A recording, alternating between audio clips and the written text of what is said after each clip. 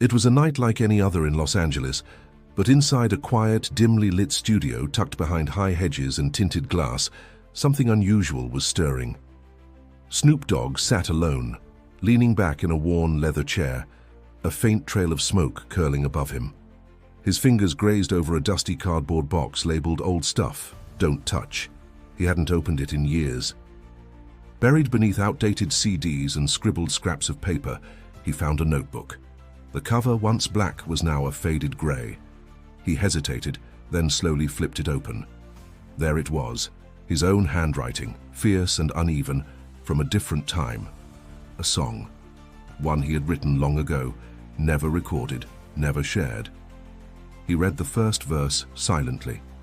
His chest tightened. Every word felt like a time capsule, each line carrying weight, emotion, memories.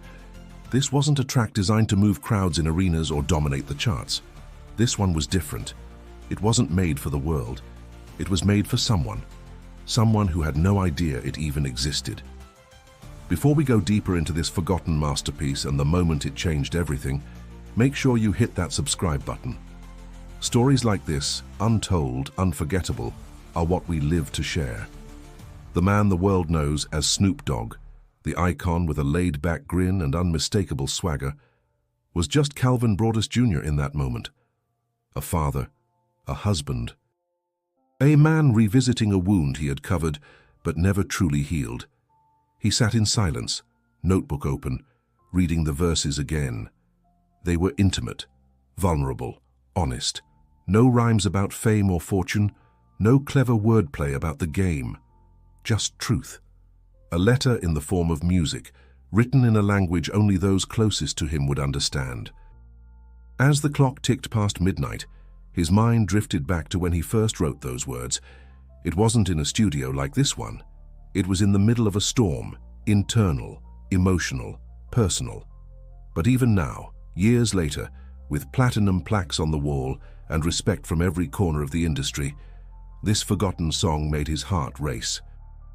He closed the notebook gently, as if afraid the paper might tear under the weight of the emotions inside. He wasn't ready to talk about it, not even to himself. What surprised him most was the power those lyrics still held. The pain in the chorus, the regret in the bridge, the quiet plea for forgiveness buried in the final lines. It was never released for a reason. He told himself back then, "This one stays with me." But now, as he sat in that still room with the world sleeping around him, he wondered if maybe, just maybe, it was time. He didn't pick up a mic, didn't press record. He just sat there, remembering. Not the fame, not the glory, but the man he used to be, the mistakes he made, the promises he whispered in silence, hoping someone somewhere was listening. He put the notebook back in the box but didn't close the lid. That song, locked away for so long, had awakened something. And it wouldn't go back to sleep. Back then, the world saw the rapper, the icon, the smooth voice and effortless flow. But behind the scenes, Snoop was wrestling with storms no one else could see. It was the early 2000s, a high point in his career by all public measures. Sold-out shows, chart-topping hits, new ventures blooming. But fame has a way of masking fractures, and Snoop's personal life was quietly splintering. The pressure was unrelenting. Legal troubles kept surfacing like ghosts he couldn't shake. Business was booming, but trust in his inner circle was fading. Every headline, every court date, every sleepless night pulled him further from the people who mattered most. At home, he felt distant. Shante, his wife since high school, was growing tired of being strong for two. Their kids, still young, sensed the shift. There were arguments behind closed doors, missed birthdays, promises postponed. One night, after a particularly brutal phone call and a restless silence, he sat alone with a pen and pad. No beats, no distractions, just thoughts. That's when the song poured out. It wasn't written in an hour. It was built line by line over days, maybe weeks. He can't recall. What he remembers is how raw it felt. This wasn't about bars. It was about regret. The first verse was almost like a confession, his voice on the page finally saying what he couldn't out loud. He wrote about not being there enough, about watching his kids grow up from afar, about feeling like a guest in his own home. The chorus was a prayer, simple, pleading, honest. The second verse got heavier. It dove into the guilt he carried for letting the spotlight dim his role as a father, a husband, a son. Every word stung. By the time he finished, he felt empty and at peace. It was the most honest thing he had ever written. But when he looked at it, he felt exposed. He never showed it to anyone, didn't even consider recording it. It wasn't for the booth. It was for the man he couldn't be at the time, and maybe for the people he'd disappointed, but something in him still clung to the words. So, he folded the pages, slipped them into that old notebook, and buried it beneath everything else. Then he moved on, or tried to. The years passed. He kept building his empire, mending fences here and there, showing up more. He changed, matured. But the song, it stayed untouched. It became a ghost he chose not to chase, not because it wasn't good, but because it was too real, too close. Every artist has a piece of work they fear, not for how the world will judge it, but for what it says about who they used to be. This was his. And though it remained hidden, it never truly left him. Sometimes late at night he'd remember a line or two. But he never went back, until now. Years had gone by since that song had seen daylight. The notebook remained buried in the same box, untouched, gathering more dust as the world kept spinning. Snoop had moved forward, more present, more grounded, more at peace. But fate has a strange way of reopening closed chapters when you least expect it. It started with a simple moment. His son, Cordell, now grown and curious, was digging through the garage looking for an old photo album for a school project. He wanted childhood pictures, snapshots of birthdays, barbecues, beach trips. In the middle of the clutter, he found the box. He didn't recognize the label but popped it open out of habit. Among scattered cassettes, crumpled posters, and promo material from the early days, he found the notebook. He flipped it open, expecting lyrics, maybe doodles. But as he read the first page, something stopped him.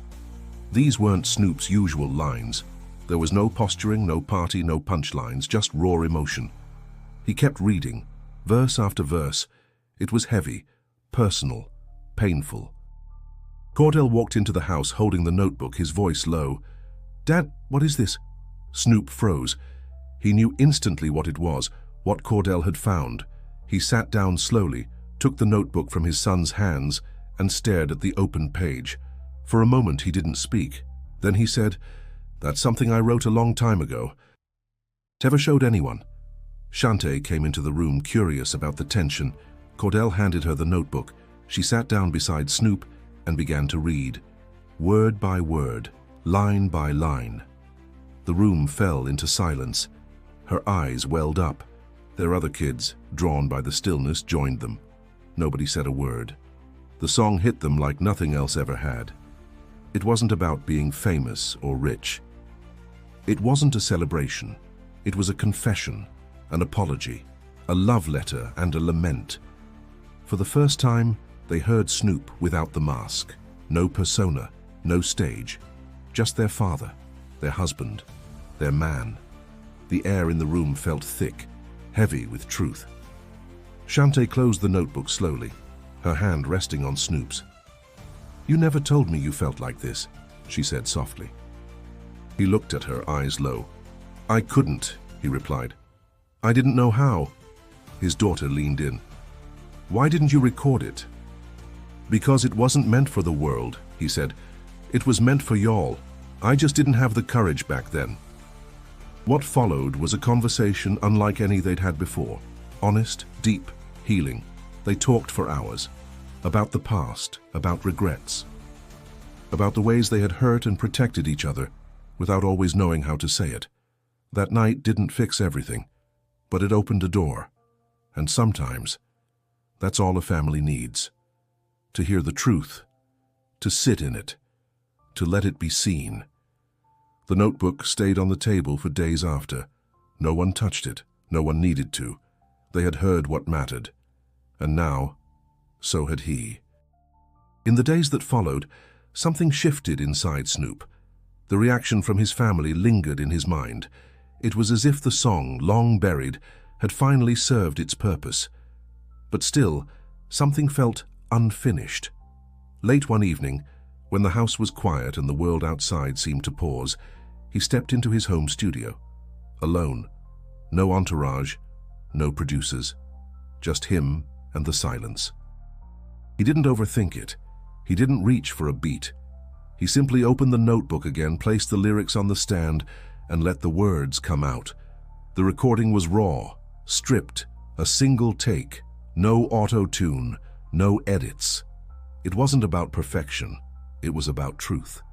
He kept the arrangement minimal, a soft piano loop, a subtle hum in the background, no drums, no bass drops.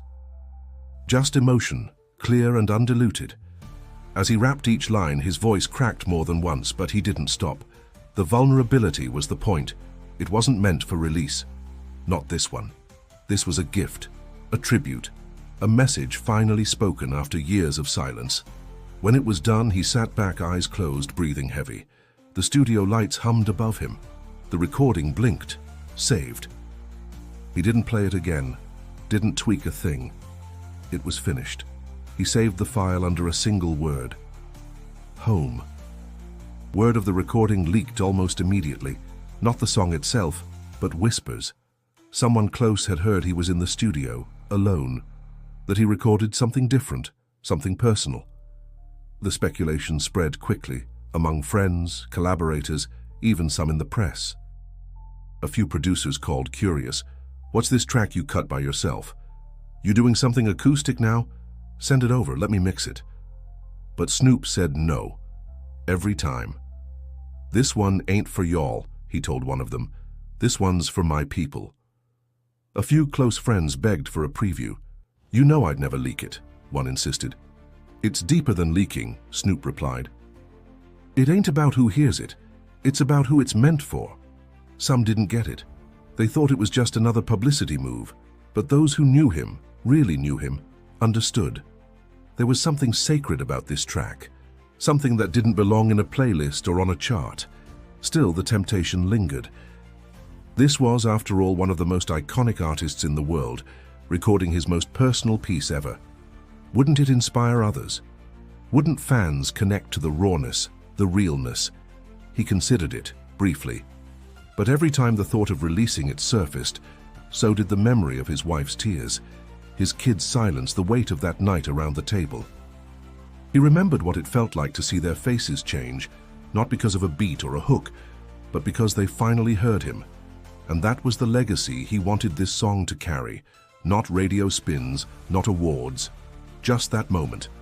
He found himself in conflict, between the artist who shares and the father who protects, between the legend and the man. So he kept the track locked away, backed it up in 3 places, wrote a note for his family explaining what it was, what it meant, and what to do with it, if anything ever happened to him. He hadn't just recorded a song, he had opened a door. And now, he had to decide what came next. When his birthday came around, Snoop didn't want the usual fanfare. No press, no stages, no cameras, just his people. The ones who had been there since the beginning. His wife, his children, a few lifelong friends, the ones who knew the man behind the music. He planned a private dinner. Good food, warm laughter, old stories. No announcements, no surprises, just presence. But as the evening wound down and the mood turned soft with reflection, he stood up, cleared his throat, and walked over to a small speaker in the corner. "I got something I want you all to hear," he said. "Not a track, not a single, just something from the heart." No one moved, no one spoke. He pressed play. The song began. No beat drop, no hook. Just a quiet piano, and then his voice, clear, vulnerable, stripped of swagger. Verse after verse poured out, filled with emotion no one had ever heard from him in a recording. His cadence wasn't polished, but it was powerful. You could hear the ache in every line, the regret, the love. The room changed. Some closed their eyes, some held hands, some simply sat in stunned silence, listening. By the time the song ended, there were no claps, no praise, just stillness. And then, one by one, those closest to him reached for him, not as fans, but as family. Shante wrapped her arms around him. His kids hugged him tight. One friend whispered, "That's the realest thing you've ever done." He didn't need to say anything. The song had already said it all. For the first time in his life, he felt something he couldn't find in applause or chart positions: peace. Later that night, alone again in the quiet, he thought about legacy, not the one made of records and plaques, but the one built in moments like this. Moments that matter, because not every story needs to be told to the world. Some are meant to live in private spaces, passed on through love, not speakers. Some songs make you move, others make you feel, but a rare few, they make you remember who you are. He knew the industry would keep calling, that curiosity about the song would grow, but now he was certain he didn't need to release it. It had already done its job. It had spoken to the hearts it was written for. It had healed what he couldn't fix with words alone. In that sense, it had found its audience, and in doing so, it had found its home. Before you go, take a moment to think about this. Sometimes the most powerful stories are the ones you never hear on the radio. Sometimes they live quietly, changing lives one heart at a time. If this story moved you, don't forget to hit that subscribe button. We've got more untold moments, more unseen sides of the legends you thought you knew. And if you're ready for another unforgettable story straight from the heart of the music world, click the video on your screen now. Because the best stories, they're just getting started.